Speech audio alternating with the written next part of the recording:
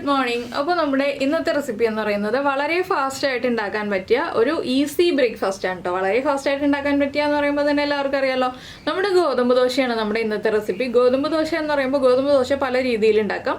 ഇന്ന് നമ്മൾ ഉണ്ടാക്കുന്നത് കുറച്ച് ക്രിസ്പി ആയിട്ടുള്ള ഗോതമ്പ് ദോശയാണ്. നല്ല ടേസ്റ്റോടുകൂടി ചൂടോടുകൂടി കഴിക്കാൻ പറ്റിയ ഗോതമ്പ് ദോശയാണ്. നിങ്ങളിത് ഉണ്ടാക്കുമ്പോൾ ഇരുമ്പിൻ്റെ ദോശക്കല്ലിൽ ഉണ്ടാക്കണം എന്നുള്ളത് പ്രത്യേകമായിട്ട് എടുത്തു പറയേണ്ട ഒരു കാര്യമാണ്. എന്താണെന്ന് വെച്ചാൽ അപ്പോഴേ നല്ല ക്രിസ്പി ആയിട്ടുള്ള ഗോതമ്പ് ദോശ നമുക്ക് ഉണ്ടാക്കിയെടുക്കാൻ പറ്റുള്ളൂ. നല്ല മൊരിഞ്ഞ ദോശ കഴിക്കുമ്പോഴാണ് ടേസ്റ്റ്. അപ്പോൾ ഞാനിപ്പോൾ ഈ ഒരു ഗോതമ്പ് ദോശയുടെ റെസിപ്പി എങ്ങനെയാണെന്ന് നിങ്ങൾക്ക് കാണിച്ചു തരാം. നമുക്ക് എങ്ങനെയാണ് തയ്യാറാക്കുന്നതെന്ന് നോക്കാം. നമുക്ക് നമ്മുടെ ഇൻഗ്രീഡിയൻസ് നോക്കാം. ഞാനിപ്പോൾ 1 കപ്പ് ഗോതമ്പ് പൊടി എടുത്തിട്ടുണ്ട്. അതിലേക്ക് ആവശ്യമായ അളവുകളാണ് കേട്ടോ പറയുന്നത്. 1 ടീസ്പൂൺ ചില്ലി ഫ്ലേക്സ് എടുത്തിട്ടുണ്ട്, 2 ടീസ്പൂൺ മല്ലിയില എടുത്തിട്ടുണ്ട്, പിന്നെ 1 പിഞ്ച് കായപ്പൊടി വേണം, 1/4 ടീസ്പൂൺ ജീരകം വേണം. നമ്മുടെ ക്യുമിൻ സീഡ്സ് ആണ് വേണ്ടത്, നല്ല ജീരകം. അപ്പോൾ 1 കപ്പ് ഗോതമ്പ് പൊടിയിലേക്ക് നമുക്ക് വേണമെന്നുണ്ടെങ്കിൽ 2 ടേബിൾ സ്പൂൺ ക്യാരറ്റ് ഗ്രേറ്റ് ചെയ്തത്, 1 സോളയുടെ 1/4 ഭാഗം, അതായത് 2 ടേബിൾ സ്പൂൺ തന്നെ, ചെറിയ സോളയുടെ 1/4 ഭാഗമാണ് ഞാൻ ഉദ്ദേശിച്ചത്. 2 ടേബിൾ സ്പൂൺ സവോള ചോപ്പ് ചെയ്തത്, ഇതൊക്കെ ചേർക്കാം. ഞാനപ്പോൾ ഇതൊന്നും ചേർക്കുന്നില്ല. ഞാൻ കുറച്ച് ഇൻഗ്രീഡിയൻസ് മാത്രം ചേർത്തിട്ട് വെജിറ്റബിൾസ് ഒഴിവാക്കിയിട്ടാണ് നിങ്ങൾക്ക് കാണിച്ചു തരുന്നത്. നിങ്ങൾക്ക് ഇതുപോലെയും ചെയ്യാം, ബാക്കിയുള്ള കാര്യങ്ങൾ ചേർത്തിട്ടും ചെയ്യാം. അത് പറഞ്ഞു എന്നേ ഉള്ളൂ. അപ്പോൾ നമുക്ക് ആദ്യം ഇതൊന്ന് മിക്സ് ചെയ്തെടുക്കണം. ഇത് മിക്സിയിൽ അടിച്ചെടുക്കാം, ഇല്ലാന്നുണ്ടെങ്കിൽ ഒരു വിസ്ക് യൂസ് ചെയ്തിട്ട് മിക്സ് ചെയ്യാം. ഏറ്റവും എളുപ്പം മിക്സിയിൽ അടിച്ചെടുക്കുകയാണ്. അപ്പോൾ എന്ന് വെച്ചാൽ മിക്സിയിലെ ജാറൊക്കെ കഴുകി എടുക്കണമല്ലോ എന്ന് വിചാരിച്ചിട്ടാണ് ഞാനിപ്പോൾ ഒരു വിസ്ക് യൂസ് ചെയ്തിട്ട് മിക്സ് ചെയ്യാൻ പോകുന്നത്. നമുക്ക് ഈ ഒരു ബൗളിലേക്ക് നമ്മൾ എടുത്തു വെച്ചിരിക്കുന്ന ഗോതമ്പ് പൊടി ചേർക്കാം. 2 പിഞ്ച് മാത്രം കായപ്പൊടി, അധികം കായപ്പൊടി ആവരുത് കേട്ടോ.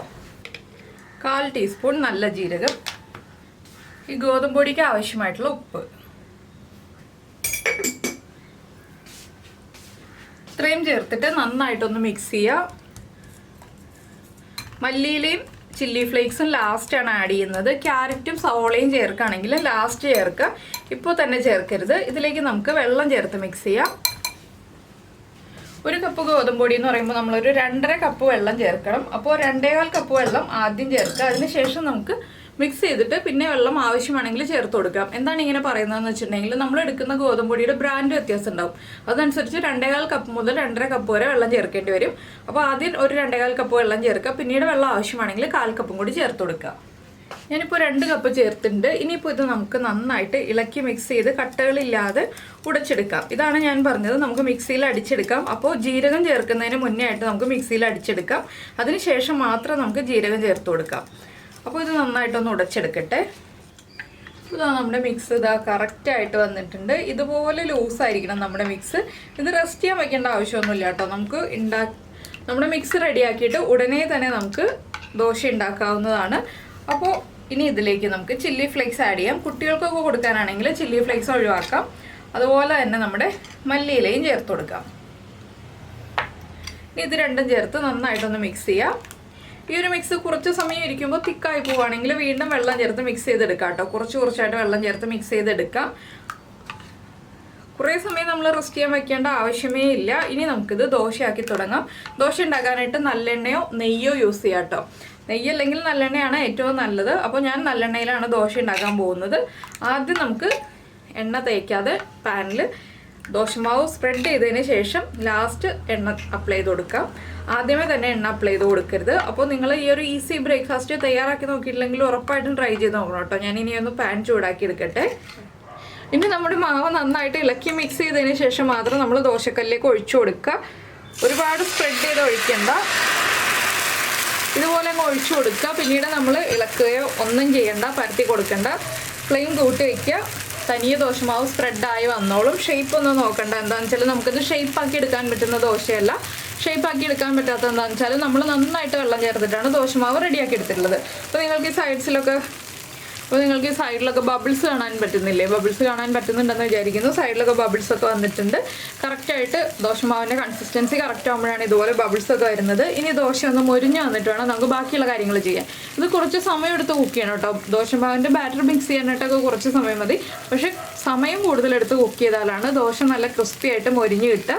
ഇനിയിപ്പോൾ ഇതൊന്ന് കുക്കായി വന്നതിന് ശേഷം മാത്രമേ നമ്മൾ ബാക്കിയുള്ള കാര്യങ്ങളൊക്കെ ചെയ്യുള്ളൂ. ഇതൊന്ന് കുക്കായി വരട്ടെ. അപ്പോൾ നമ്മുടെ ദോശയുടെ ഒരു ഭാഗം കുക്കായി വന്നിട്ടുണ്ട്. നമുക്ക് കുറച്ച് എണ്ണ മുകളിലൊന്ന് സ്പ്രെഡ് ചെയ്ത് കൊടുക്കാം. ഇതുപോലെ ഒന്ന് തളിച്ചു കൊടുക്കുക കേട്ടോ. സ്പ്രെഡ് ചെയ്ത് കൊടുക്കണ്ട, ഇതുപോലെ ഒന്ന് തളിച്ചു കൊടുക്കുക. ഇനി നമുക്ക് ഈ ദോശ കണ്ടോ സൈഡിൽ നിന്നൊക്കെ വിട്ട് പൊങ്ങി തുടങ്ങുന്നുണ്ട്. ഇനി നമുക്ക് അടുത്ത സൈഡിലേക്ക് തിരിച്ചിട്ട് കൊടുക്കാം. പതുക്കെ സൈഡ്സൊക്കെ ഒന്ന് ഇടിയിച്ചെടുത്തിട്ട് തിരിച്ചിട്ട് കൊടുക്കാം കേട്ടോ.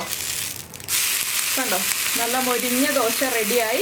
ഇതുപോലെ മൊരിച്ചെടുത്തിട്ട് കഴിക്കുക കേട്ടോ. അപ്പോഴാണ് ഈ ഒരു ദോശയ്ക്ക് നല്ല ടേസ്റ്റ് ഉണ്ടാവുക. നല്ല ക്രിസ്പി ആക്കി എടുത്തിട്ട് കഴിക്കുക. അപ്പോൾ നിങ്ങൾ എന്തായാലും എല്ലാവരും ഇങ്ങനെ ഒരു ദോശ ഉണ്ടാക്കി നോക്കിയിട്ടില്ലെങ്കിലും വളരെ എളുപ്പത്തിൽ തയ്യാറാക്കാൻ പറ്റിയ ബ്രേക്ക്ഫാസ്റ്റാണ്. ഉറപ്പായിട്ടൊന്ന് ട്രൈ ചെയ്ത് നോക്കൂ. ഗോതമ്പൊടിയും ചില്ലി ഫ്ലേക്സും അതുപോലെ മല്ലിയിലൊക്കെ നമ്മുടെ വീട്ടിലുള്ള കാര്യങ്ങളാണ്. പിന്നെ കുട്ടികൾക്ക് കൂടുതലായിട്ട് കൊടുക്കണം എന്നുണ്ടെങ്കിൽ സവോളയും ബീട്രൂട്ടും ക്യാരറ്റും ഒക്കെ നമുക്ക് ആഡ് ചെയ്യാവുന്നതാണ്. അപ്പോൾ നിങ്ങളെല്ലാവരും ട്രൈ ചെയ്ത് നോക്കുമെന്ന് വിചാരിക്കുന്നു ഈ ഒരു റെസിപ്പി. പിന്നെ നമ്മുടെ ചാനൽ ആദ്യമായിട്ട് കാണുകയാണെങ്കിൽ നമ്മുടെ വീഡിയോ പ്രസൻറ്റ് ചെയ്യുന്ന രീതിയൊക്കെ ഇഷ്ടമായി എന്നുണ്ടെങ്കിൽ നമ്മുടെ ചാനൽ ഒന്ന് സബ്സ്ക്രൈബ് ചെയ്ത് സപ്പോർട്ട് ചെയ്യണേ. സബ്സ്ക്രൈബ് ചെയ്യുന്നതിന് ഈ വീഡിയോയുടെ താഴെയുള്ള റെഡ് സബ്സ്ക്രൈബ് ബട്ടൺ ഒന്ന് ക്ലിക്ക് ചെയ്യുക. ആൻഡ് റൈറ്റ് സൈഡിലുള്ള ബെല്ലൈക്കണും ക്ലിക്ക് ചെയ്യുക. അപ്പോൾ ഓൾ എന്ന് പറഞ്ഞിട്ടൊരു ഓപ്ഷൻ കാണാം. ആ ഓളും കൂടി പ്രസ് ചെയ്തിട്ടുണ്ടെങ്കിൽ ഞാൻ എപ്പോഴും വീഡിയോ അപ്ലോഡ് ചെയ്യുമ്പോൾ നിങ്ങൾക്ക് നോട്ടിഫിക്കേഷൻ വരും. പിന്നെ ഇതിലൊരു കാര്യം ശ്രദ്ധിക്കാനുള്ളത് എന്താണെന്ന് വെച്ചാൽ ഈ ഒരു ദോശ ചൂടോടുകൂടി തന്നെ കഴിക്കുക. ചൂട് മാറിയിട്ട് കഴിക്കുന്നതിനേക്കാൾ ടേസ്റ്റ് ചൂടോടുകൂടി കഴിക്കുന്നതാണ്. എല്ലാവർക്കും ഗോതമ്പ് ദോശ ഇഷ്ടമല്ലാത്തതിൻ്റെ കാര്യം എന്താണെന്ന് വെച്ചാൽ മൊരിച്ചെടുക്കാതിരിക്കുന്നതും ചൂടോടുകൂടി കഴിക്കാതിരിക്കുന്നതാണ്. അപ്പോൾ നല്ല ചൂടോടുകൂടി കഴിക്കാൻ ശ്രദ്ധിക്കുക. അപ്പോൾ കണ്ടോ നന്നായിട്ട് ഹോൾസൊക്കെ വന്ന് നല്ല പെർഫെക്റ്റ് ആയിട്ടുള്ള ദോശയുണ്ട്. ഇനി ഈ സൈഡ് നന്നായിട്ട് മൊരിഞ്ഞ് വരണം. നമ്മൾ അത്രയും സമയം വെയിറ്റ് ചെയ്യണം. കുറച്ച് സമയം നമ്മളിങ്ങനെ വെയിറ്റ് ചെയ്യണമെന്ന് മാത്രമേ ഉള്ളൂ. ഇത് ദോശ ഉണ്ടാക്കുന്ന സമയത്ത് നമുക്ക് വേറെ ജോലികൾ ചെയ്യാം. പിന്നെ ഇരുമ്പിൻ്റെ ദോശക്കല്ലിൽ തന്നെ ദോശ ഉണ്ടാക്കാൻ ശ്രമിക്കുക. അപ്പോഴാണ് പെർഫെക്റ്റ് ആയിട്ടുള്ള ദോശ ആവുക. നോൺ സ്റ്റിക്കിൽ ഉണ്ടാക്കിയിട്ടുണ്ടെങ്കിൽ പെർഫെക്റ്റ് ആയിട്ടുള്ള ദോശ ആവില്ല കേട്ടോ. അതും കൂടെ ശ്രദ്ധിച്ചാലേ നമുക്ക് പെർഫെക്റ്റ് ഗോതമ്പ് ദോശ റെഡിയാക്കി എടുക്കാൻ പറ്റുള്ളൂ. ഇപ്പോൾ നമ്മുടെ ദോശയുടെ അടുത്ത സൈഡും കുക്കായിട്ടുണ്ട്. നമുക്ക് ചട്ടിയിൽ നിന്ന് മാറ്റാം. ഇതുണ്ടോ രണ്ട് സൈഡ് നന്നായിട്ട് കുക്കായി വന്നിട്ടുണ്ട്. ഇനി നമുക്കിത് മാറ്റിയിട്ട് ഇതുപോലെ തന്നെ ബാക്കിയുള്ള ദോശയൊക്കെ ഉണ്ടാക്കിയെടുക്കാം. എണ്ണ പുരട്ടാനും മറക്കരുത്. അതുപോലെ തന്നെ നന്നായിട്ട് മാവ് ഇളക്കി മിക്സ് ചെയ്തിട്ട് മാത്രം ദോശക്കല്ലിലേക്ക് ഒഴിച്ചു കൊടുക്കാനും മറക്കരുത്. അപ്പോൾ ഇത്രയേ ഉള്ളൂ നമ്മുടെ ദോശയുടെ പരിപാടി. ഞാനിങ്ങനെ ദോശയൊക്കെ ഉണ്ടാക്കിക്കൊണ്ടിരിക്കട്ടെ. അതിന് ശേഷം നമുക്ക് പ്രസൻറ്റ് ചെയ്യാം കേട്ടോ. അപ്പോൾ നമ്മുടെ ദോശയെല്ലാം റെഡി ആയി കഴിഞ്ഞു. അപ്പോൾ നിങ്ങൾക്ക് ഈ റെസിപ്പി ഇഷ്ടമായിട്ടുണ്ടെങ്കിൽ ഒന്ന് ലൈക്ക് ചെയ്യാനും കമൻറ്റ് ചെയ്യാനും ഒന്നും മറന്നു പോകരുത് കേട്ടോ. അതുപോലെ തന്നെ ഇഷ്ടപ്പെട്ട റെസിപ്പി ആണെങ്കിൽ ഫ്രണ്ട്സിനും ഫാമിലി മെമ്പേഴ്സിനൊക്കെ ഒന്ന് ഷെയർ ചെയ്തും കൂടി കൊടുക്കണേ. നമുക്ക് നമ്മുടെ അടുത്ത റെസിപ്പിയുമായിട്ട് വീണ്ടും കാണാം.